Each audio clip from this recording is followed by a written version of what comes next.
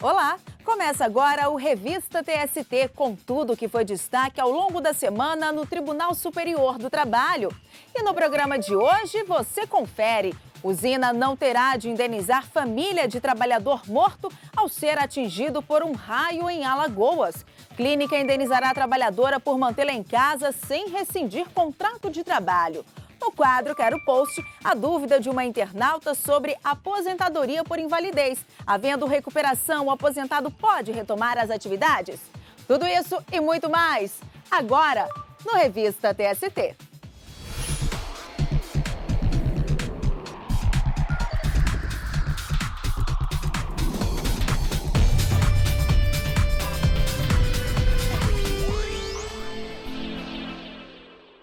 Nós começamos o Revista TST de hoje destacando um caso julgado pela Seção 1 de Dissídios Individuais, responsável por uniformizar a jurisprudência trabalhista. Uma usina de Alagoas foi absolvida do pagamento de indenização por danos morais à família de um trabalhador rural morto ao ser atingido por um raio. O repórter Carlos Balbino acompanhou esse caso e tem mais informações. Olá, Balbino. Olá, Anamélia. O empregado trabalhava como cortador de cana para a usina de Sinimbu, em São Miguel dos Campos, em Alagoas, no momento em que foi atingido pela descarga elétrica. Isso ocorreu em fevereiro de 2008. E o trabalhador, que utilizava equipamentos de proteção individual, morreu na hora. A família dele entrou na justiça com pedido de indenização por danos morais e materiais por conta do acidente de trabalho. A primeira e a segunda instâncias negaram por entenderem que a natureza da atividade de cortador de cana não coloca o trabalhador em situação de risco. Aqui no TST, a primeira turma reconheceu a responsabilidade civil subjetiva da usina e determinou o pagamento de R$100 mil de indenização aos pais do empregado, além de uma pensão mensal, desde a data da morte até o dia que o filho deles completaria 60 anos de idade. A discussão desse caso polêmico dividiu os ministros da SDI1. Veja na reportagem. A usina recorreu à SDI1 contestando a condenação, uma vez que o acidente ocorreu em função de uma ação da natureza por motivo de força maior. E com a alegação ainda de que não cometeu nenhum ato ilícito que caracterizasse omissão, negligência ou imprudência. Em 2015, 12 dos 14 ministros que integram a Seção 1 de Dissídios Individuais já tinham votado. O julgamento foi suspenso a pedido do relator do caso, ministro Aloísio Correia da Veiga, e retomado agora em junho de 2017, com a análise da questão pelo próprio ministro. Ele reforçou o entendimento no sentido de afastar a aplicação da responsabilidade objetiva e subjetiva da empresa no episódio que resultou na morte do cortador de cana. A reparação a ser conferida em decorrência de acidente de trabalho decorre da responsabilidade civil da parte que coloca o empregado em atividade de risco. A aplicação da responsabilidade objetiva pelo acidente, todavia, deve decorrer da atividade realizada, o que não alcança o caso fortuito externo, quando não verificada a culpa por conduta omissiva ou comissiva do empregador. Ao lembrar que a excludente da responsabilidade por caso fortuito externo, interpretado como fato estranho à atividade empresarial, já é consagrada na doutrina e na jurisprudência do Superior Tribunal de Justiça, o ministro reforçou ainda não ter identificado correlação entre a natureza do trabalho e a previsibilidade da queda do raio que justificasse ou legitimasse a responsabilidade objetiva do empregador. Qualquer trabalho no campo, ele é exercido externamente. As intempéries da natureza poderão vir de surpresa, sem previsibilidade. A tese, no entanto, foi confrontada pelo ministro Hugo Scheuermann, que relatou o processo na primeira turma do TST, concluindo que ficou configurada a conduta culposa por parte da usina, que não interrompeu as atividades, ignorando as condições climáticas que afetaram a segurança do trabalhador. Está claro na NR 31, no ponto 3119.1, o empregador rural, o equiparado, deve, item A, orientar os seus empregados quanto aos procedimentos a serem adotados na ocorrência de condições climáticas desfavoráveis. B, interromper as atividades na ocorrência de condições climáticas que comprometem a segurança do trabalhador. E, em função, a turma, por maioria, evidentemente, que a matéria já vem controvertida desde a discussão na turma, por não ter determinado a suspensão das atividades, como determinado expressamente em NR 31, e não ter cumprido o seu dever geral de cautela, é por isso que o recurso foi provido. O fundamento do voto apresentado pelo ministro Hugo Scheuermann seguiu a mesma linha da divergência aberta em agosto de 2015 pelo ministro Alexandre Agra Belmonte, ao ressaltar que a atividade canavieira envolve risco acentuado, inclusive com relação à exposição às intempéries climáticas, seria inviável dissociar a relação de causalidade entre o comportamento da empresa e o dano sofrido pela vítima. O ministro afirmou ainda que a queda do raio configura caso fortuito interno e que a responsabilidade subjetiva fica caracterizada em decorrência da conduta culposa da empresa. Os ministros Augusto César Leite de Carvalho, José Roberto Freire Pimenta, Cláudio Brandão e João Oreste Dallazen acompanharam a divergência. Após analisar a questão com mais detalhes, o ministro Renato de Lacerda Paiva também se convenceu da responsabilidade subjetiva do empregador. O ministro Brito Pereira, no entanto, ressaltou que a tragédia decorreu de um evento absolutamente fora do controle do empregador. Eu reconheço que é do empregador esse dever, mas não tenho elementos para informar se o sistema de meteorologia funcionava a ponto de permitir que o empregador prevenisse esse evento ou prevenisse a exposição dos seus empregados com a possibilidade de raio. Como esse foi o mesmo entendimento dos ministros Guilherme Caputo Bastos, Márcia Eurico Vitral Amaro e Valmir Oliveira da Costa, o julgamento teve que ser desempatado pelo presidente do Tribunal Superior do Trabalho. O ministro Ives Gandra Martins Filho concluiu que não se pode responsabilizar o empregador pelo acidente. Se, por um lado, entendem que houve responsabilidade subjetiva, porque teria que ter adotado determinadas medidas, quanto o caso fortuito, é praticamente impossível você adotar medidas. Se você pode interromper a atividade e o raio cair enquanto ele está lá em determinado local, esperando para retomar a atividade. Assim, por maioria, prevaleceu a tese do relator, ministro Aloísio Correia da Veiga, que restabeleceu a sentença e absolveu a usina Cansanção de Sinimbu do pagamento de indenização por danos morais à família do trabalhador rural morto ao ser atingido por um raio.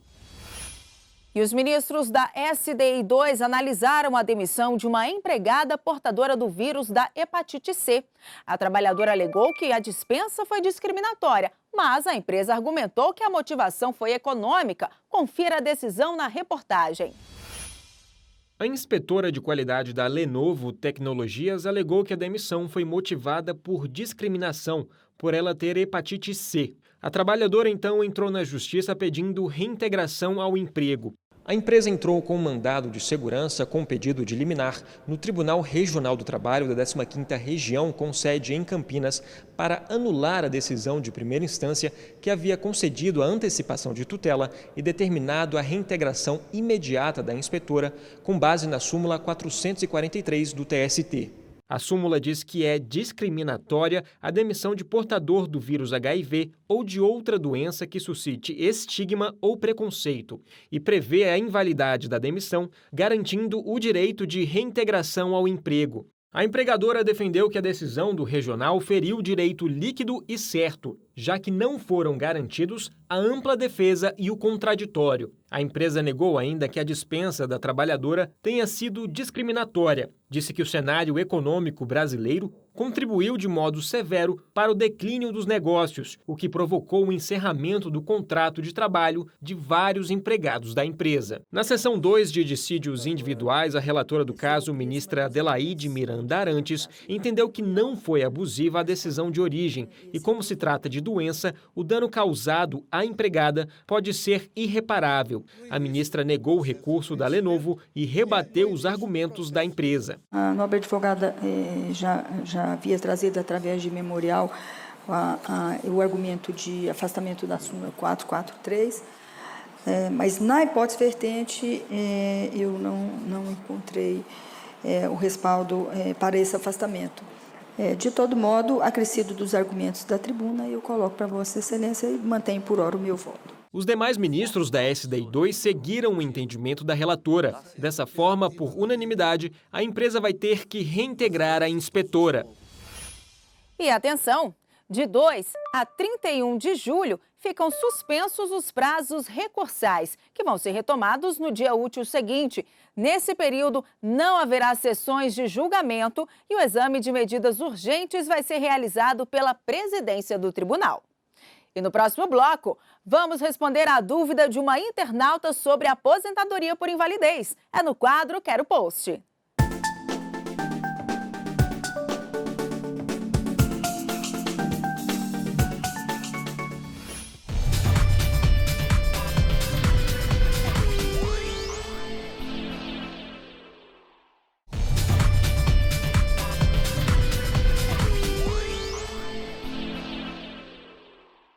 O Revista TST está de volta e vamos direto ao giro de notícias pelas turmas. E eu começo com um destaque da primeira turma. Uma clínica odontológica vai ter que indenizar uma trabalhadora que foi mantida em casa sem que o contrato de trabalho fosse rescindido. De acordo com o processo, a empresa teria ligado para a trabalhadora avisando que não seria viável ela continuar prestando o serviço, devendo permanecer em casa até nova ordem da empregadora. Como o contrato de emprego foi mantido, a trabalhadora pediu na justiça rescisão indireta por falta grave do empregador, com pagamento de verbas rescisórias e indenização. O pedido da empregada foi aceito em primeira e segunda instâncias, mas ela recorreu ao TST para tentar aumentar o valor da indenização, fixada em R$ 3.000. Ao julgar o recurso, o relator, ministro Valmir Oliveira da Costa, explicou que o tribunal apenas revisa o valor desse tipo de indenização se a quantia for exagerada ou insignificante, o que não foi o caso. Em decisão unânime, ficou mantida a indenização de R$ 3.000 à trabalhadora. E a terceira turma reconheceu a existência de discriminação em resolução do Banco do Estado do Espírito Santo, o Banestes. A norma incentivou uma bancária a aderir ao plano antecipado de afastamento voluntário em razão da idade. A trabalhadora, que havia perdido a ação nas instâncias superiores, afirmou que o banco estabeleceu política de renovação que levou à rescisão dos contratos de empregados com mais de 48 anos de idade. O caso chegou ao TST e o relator, ministro Alexandre Agra Belmonte, destacou que, segundo a jurisprudência do tribunal, é considerada discriminatória a dispensa que tenha como base, ainda que de forma implícita, o fator idade. Dessa forma, a dispensa foi considerada nula e o Banestes vai ter que pagar indenização por dano moral no valor de R$ 80.000 à bancária. E uma doméstica conseguiu receber horas extras referente a trabalho realizado antes da lei que regulamentou a ampliação dos direitos da categoria. A decisão é da sexta turma. Em segunda instância, o Tribunal Regional do Trabalho de Minas Gerais havia mantido sentença que negou o pedido da trabalhadora. O entendimento foi que o pagamento das horas extras só poderia ser exigido a partir de 1º de junho de 2013, quando entrou em vigor a lei complementar que regulamentou a Emenda Constitucional 72 de 2013, que ampliou os direitos dos trabalhadores domésticos, entre eles a jornada de 8 horas diárias de trabalho e 44 horas semanais. A doméstica recorreu então ao TST, com o argumento de que a limitação da jornada deveria ser aplicada logo após o início de vigência da norma, sem necessidade de regulamentação por lei complementar, por se tratar de direito e garantia fundamental. A relatora do processo, na sexta turma, a ministra Kátia Magalhães Arruda, concluiu que a emenda constitucional em questão é autoaplicável e, portanto, deveria ser observada de imediato. Por unanimidade, a sexta turma acompanhou a relatora e a trabalhadora vai ter direito às horas extras a partir da vigência da emenda constitucional. E o giro de notícias continua. O destaque agora é da oitava turma.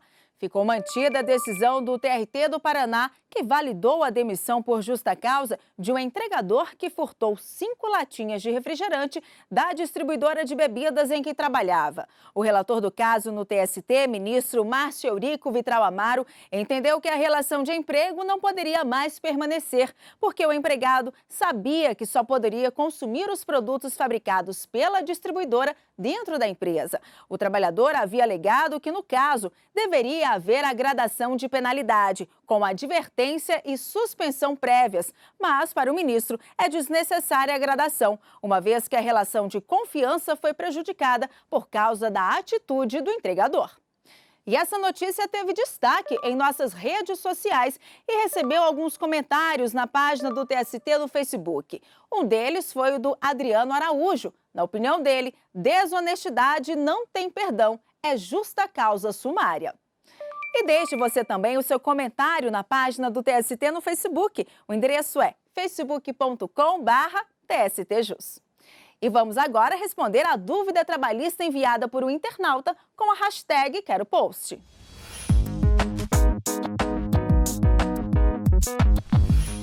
E a dúvida que chegou para a gente pelo Facebook com a hashtag Quero Post é da Ana Carolina. Minha mãe aposentou por invalidez. Se ela se recuperar, pode voltar a trabalhar? Saiba na reportagem. Jane trabalhou como bancária, mas há 10 anos está aposentada por invalidez depois de sofrer um acidente no serviço. Em 23 de maio de 2001, eu sofri uma queda nos corredores da empresa que provocou a fratura do cóccix, uma rotura na região lombar, que culminou com o meu afastamento do trabalho e eu caí em benefício pelo INSS. Com a queda, a trabalhadora ficou incapacitada para exercer qualquer função no serviço. Então, eu vivo à custa de remédios e de repouso, dentro da minha condição bem restrita. De acordo com o Decreto 3.048 de 1999, para se ter direito à aposentadoria por invalidez, é necessário ser filiado ao Regime Geral de Previdência Social, ter completado o período de carência de 12 contribuições mensais, além de ser considerado incapaz de modo definitivo para realizar qualquer tipo de trabalho após avaliação da perícia médica do INSS. O segurado aposentado por invalidez precisa fazer exames médicos periciais a cada 2 anos, para que seja avaliada a incapacidade permanente. Essa revisão só não é obrigatória para os maiores de 60 anos. Nas perícias de revisão vai ser avaliada se a incapacidade total e permanente, no caso das aposentadorias por invalidez, se ela persiste desde a época da aposentadoria até a presente data. E se o segurado tiver se recuperado, ele pode pedir para voltar ao trabalho? De acordo com o Decreto 3.048 de 1999, que regulamenta a Previdência Social, o aposentado por invalidez que estiver apto para retornar à atividade laboral deve solicitar uma nova avaliação médica pericial do INSS. Pode ser revertido a pedido do próprio segurado, que pode solicitar uma perícia médica em se sentindo apto a retornar ao trabalho, ou nas próprias perícias de revisão, onde a perícia médica do INSS constatar de que não existe mais incapacidade laborativa. O retorno do trabalhador aposentado por invalidez está previsto na Lei 8.231 de 1991. O empregado tem assegurado o direito de retornar àquela função que ele ocupava à época da aposentadoria por invalidez, tá? Assim como o empregador também pode indenizá-lo, se for o caso. E no próximo bloco, o trabalho da Coordenadoria de Processos Eletrônicos do TST.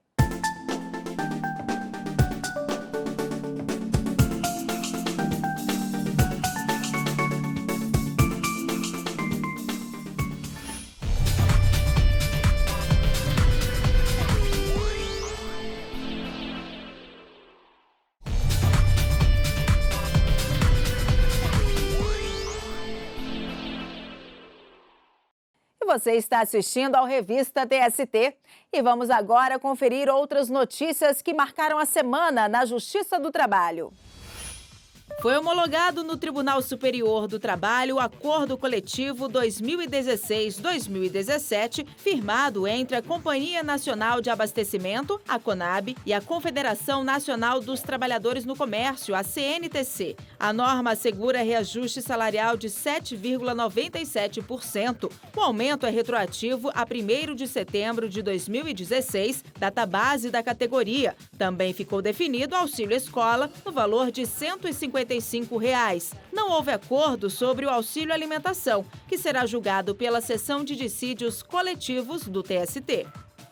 O Pleno do Tribunal Superior do Trabalho aprovou a alteração e o cancelamento de súmulas e orientações jurisprudenciais da seção 1 de dissídios individuais. A lista de súmulas e OJs alteradas e canceladas pode ser conferida no site do tribunal, www.tst.jus.br.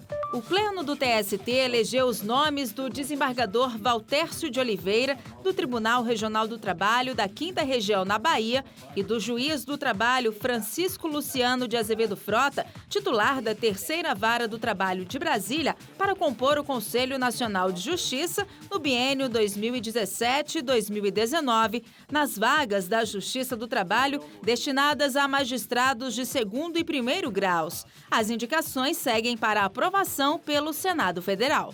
O ministro do TST, Barros Levenhagen, foi homenageado durante a sessão de julgamentos da Seção 2 de dissídios individuais do Tribunal Superior do Trabalho. Ele se aposentará em agosto, depois de 37 anos de exercício da magistratura trabalhista. Ao agradecer as manifestações dos colegas, o ministro lembrou parte de sua trajetória. Saio de mãos limpas, com a consciência tranquila de que fiz o melhor que pude. Trabalhei demasiadamente, mas para uma justa causa.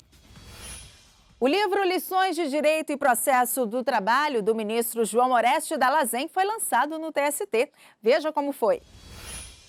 O livro, de autoria do ministro do Tribunal Superior do Trabalho, João Oreste Dallazen, é fruto de 37 anos de magistratura e advocacia na área trabalhista. A obra fala de temas atuais do direito do trabalho, como dano moral, assédio sexual, e também aborda assuntos que fazem parte do dia a dia de quem trabalha na área. O sentimento é de prestar um contributo à reflexão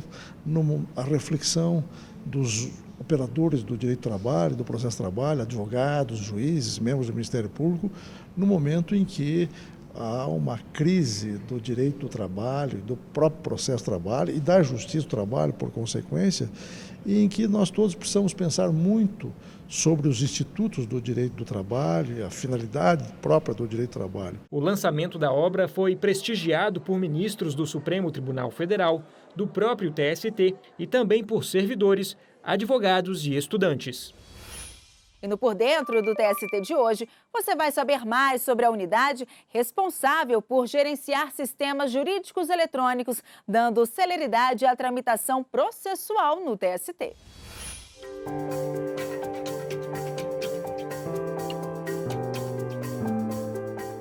Se o desafio envolve tecnologia e inovação, a Coordenadoria de Processos Eletrônicos não fica de fora. Atualmente, a unidade considerada estratégica dentro da Secretaria Judiciária do TST está empenhada na expansão do processo judicial eletrônico, PJE, na mais alta corte trabalhista. É um sistema que está sendo implantado no TST de forma paulatina, gradual, bem controlada. Afinal de contas, é um sistema novo que requer uma atenção, requer um manejo mais cuidadoso.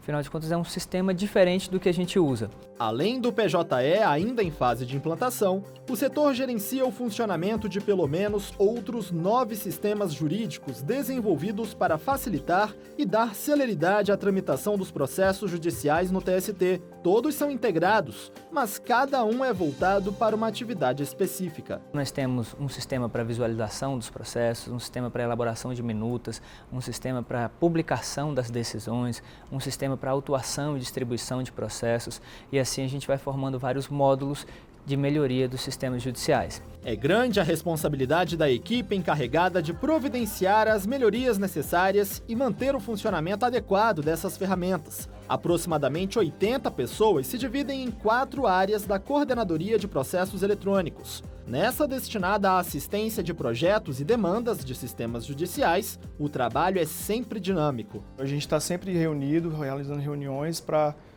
buscar insumos para essas novas funcionalidades e essas melhorias nos sistemas da área judiciária do TST. Uma dessas melhorias trouxe benefícios, inclusive para o próprio setor, com o aperfeiçoamento do sistema de distribuição de processos do tribunal. Aqui no TST, nós recebemos, em média, 1000 processos por dia. Eles inicialmente são submetidos a um procedimento de OCR, que é tornar a imagem digitalizada em um texto, em um processo pesquisável. e em seguida esses processos são distribuídos para os revisores, para os servidores, estagiários também, que fazem um trabalho de indexação do processo. Na área destinada à indexação, os esforços são concentrados para a identificação das principais peças processuais analisadas para embasar a decisão dos ministros na hora do julgamento. Para inserir os marcadores nas páginas com a indicação das peças que integram o processo, tudo é organizado dentro de categorias pré-definidas. Parte da cota fixada para o setor é cumprida com a ajuda dos estagiários. Pelo fato do processo ser todo eletrônico, aí o marcador que a gente insere, ele já, assim que você clica nele, ele já te manda direto para essa peça que a gente tenha marcado. Seja decisão, recurso, ele já te manda diretamente para ela. Somente após a conclusão das marcações é que os processos são recolhidos, submetidos a um controle de qualidade interno e, por fim, certificados digitalmente e encaminhados para a autuação. É nesse momento que as causas, até então em tramitação apenas nos sistemas internos do TST, são disponibilizadas para acesso público. O engajamento da equipe é fundamental para manter o fluxo de trabalho dentro do índice médio de distribuição fixado no planejamento estratégico do tribunal. Hoje a meta é que os processos não passem mais de 7 dias parados na coordenadoria, até que sigam para a unidade seguinte. Com o mapeamento de gestão de processo de trabalho, as ações passaram a ser preventivas. Ou seja, a partir do momento que você tem o conhecimento das atividades que você realiza, você consegue otimizar os processos de trabalho e realizar ações preventivas para a solução de problemas. A questão da celeridade processual, ela não tem que ser só no julgamento, na prestação jurisdicional. A celeridade ela tem que ser vista como um todo, né? Desde a hora que esse processo entra até a hora que ele é julgado. Então, cabe à nossa unidade, como todas, contribuímos para isso.